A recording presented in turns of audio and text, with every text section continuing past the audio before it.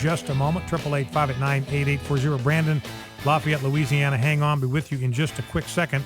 We had a caller yesterday talking about same-sex couples who apply for marriage licenses in Indiana can be prosecuted for perjury. And, of course, they were exactly right. Here's an Associated Press story from yesterday. From Lafayette, Indiana, same-sex couples applying for a marriage license in Indiana could face a charge of perjury simply for submitting the application to their county clerk. Marriage applicants sign their paperwork under penalty of perjury, and on the form, it specifically designates male applicant and female applicant. So if a same-sex couple fills out an application, one of them has to be committing perjury. Right there, and that carries a possible penalty of 6 months to 3 years in jail, possible fine of up to $10,000.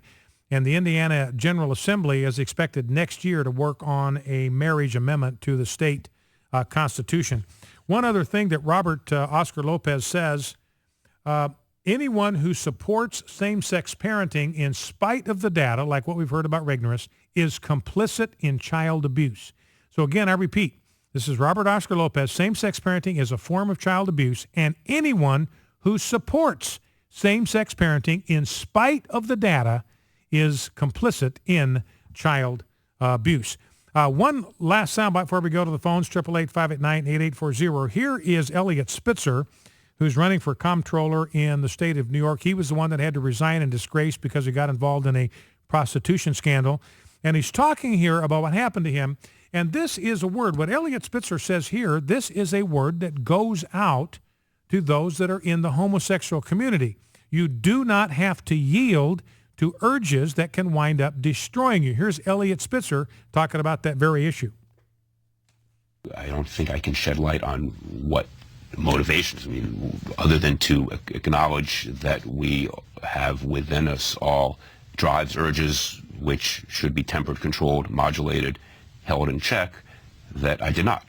And I don't know if I can or should need to get a whole lot more specific than that, but that is what led to what was obviously a violation of responsibility, oath, loyalty.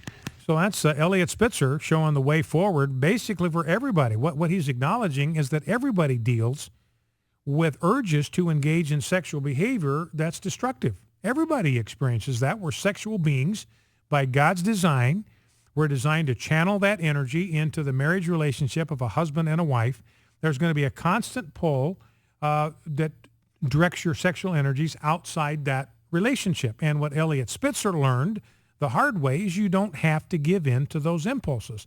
In fact, those impulses must be controlled. That's part of maturity. So that's a word that he would offer. He's offering it to everybody, but this would be to those that have inclinations toward sexual immorality, inclinations toward adultery, inclinations as he had toward prostitution, homosexuals who describe themselves, think of themselves as homosexuals, the urge to engage in homosexual behavior.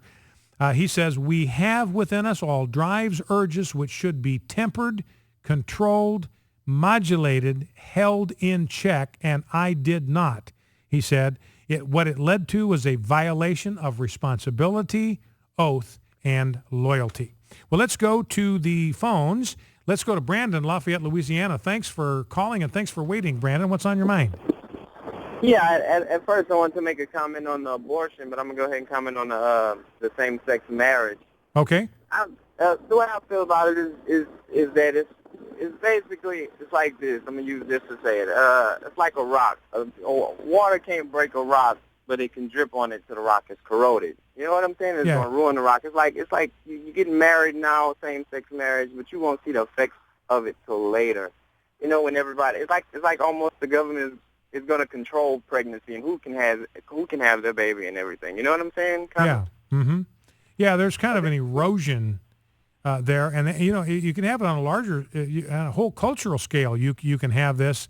I often think of our culture, Brandon, as like we're having a picnic on this overhang.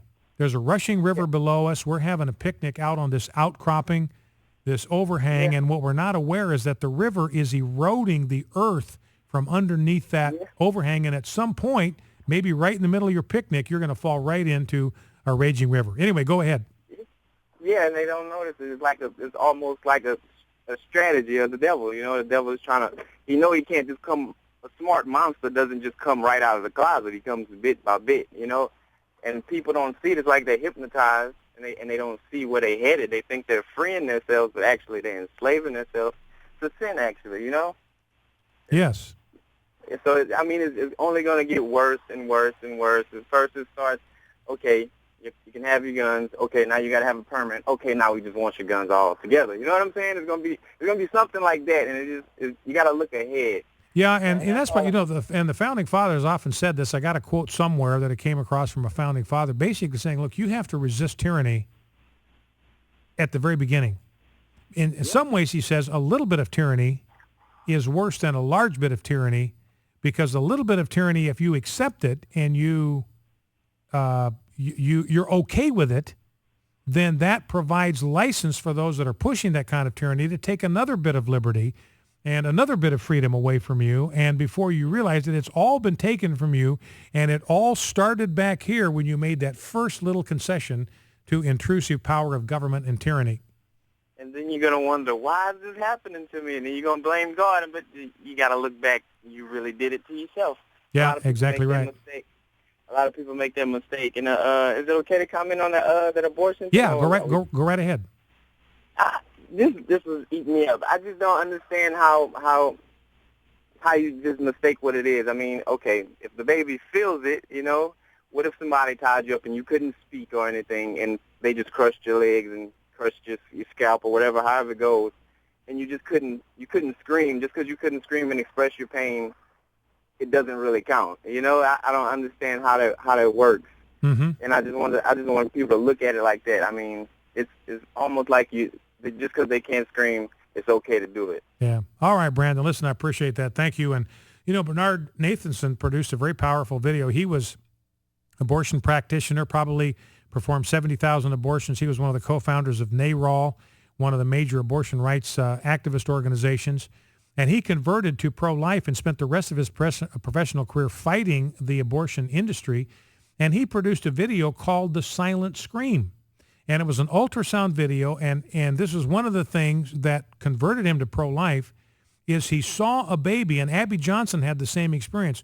What Bernard Nathanson saw was a baby trying to avoid the abortionist scalpel and then opening its mouth in a silent scream when it could not. And so Brandon's point is well taken. Just because you can't hear the scream doesn't mean it's not there, doesn't mean that it's not a human being, doesn't mean that there's not pain there, and we need to protect babies from that kind of pain. Let's go to Jan in Bel Air, Ohio. Jan, welcome to Focal Point. What's on your mind? Welcome, Tiger. How are you doing today? I'm doing good. Good. Listen, I heard a little advertisement on the television last night saying that there's a Republican, somebody in our state Senate or somewhere in there, that wants to overturn our Constitution for gay marriage. And I believe that's not going to happen. I really think Governor Kasich would veto that. Yeah, and I think Governor Kasich would be a fighter on that issue.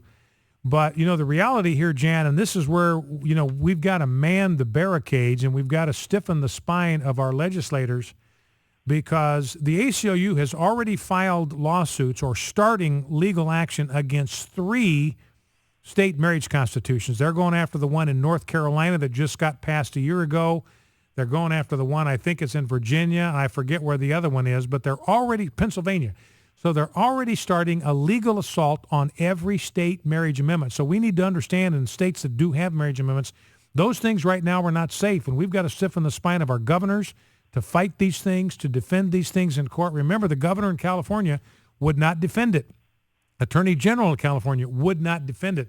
So if we live in a state where we've got a marriage amendment, I think we need to find out right quick whether our Attorney General and our governors are willing to go to the mattresses to fight to protect these things. All right, Jan, listen, I appreciate that. Yes. That's the thing about men being assaulted in the military.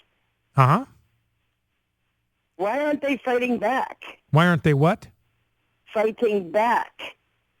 If they're being sexually male assaulted in the military, why are they not fighting back? Oh, that what the girl boys would do. Well, and this is part of the problem in the military, and even the military acknowledges this, that one of the problems you have is men are less inclined to report that kind of abuse, that there's humiliation, there is shame. They just want to hide that. They want to internalize that abuse.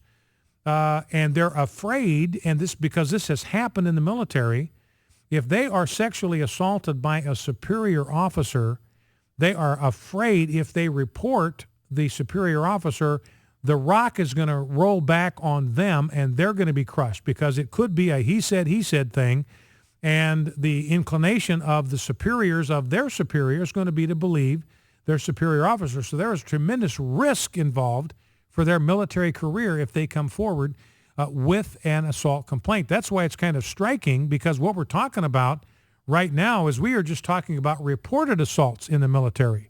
And there are more men that now are reporting sexual assaults than women.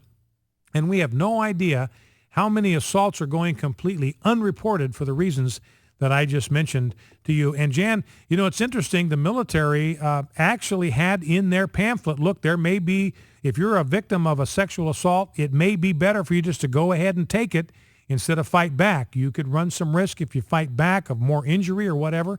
And they were actually advising members of the military simply to accept the sexual assault and deal with it later and not fight back. Now, they pulled that, but, you know, that's one of the things, Jan. I mean, they're hearing from military pamphlets, hey, if this happens to you, don't fight it. Just accept it, because worse things may happen to you. All right, Jan, listen, I appreciate the call. 888-589-8840, number to call. Glenda, North Carolina. Pam, St. Louis. Mark in St. Petersburg, Florida. I'll be back to you right after the break, so don't go anywhere. Stay with us. You know, interesting, I don't know if I'll have a chance to talk about this today, but I've got a fascinating story about the food stamp programs. And what a lot of people do not understand is that these food stamp programs, they are an expression of crony fascism, because it's corporate America that's getting fat off the food stamp programs. It's not about taking care of the poor. It's about putting money in the pockets of Pizza Hut, Taco Bell, and major banks. Focal Point AFR Talk.